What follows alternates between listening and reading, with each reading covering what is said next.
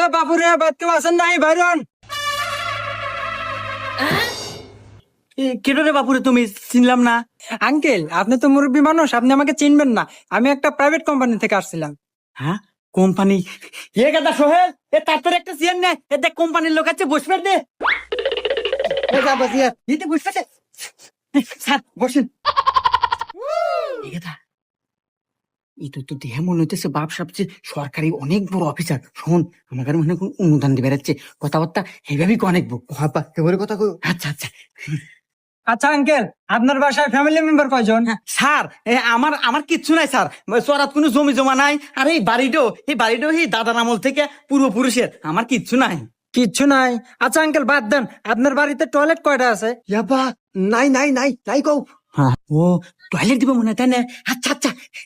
Sir, আমার বাড়ির toilet নাই স্যার। আগার মোটেও নাই, আমরা কোনে কি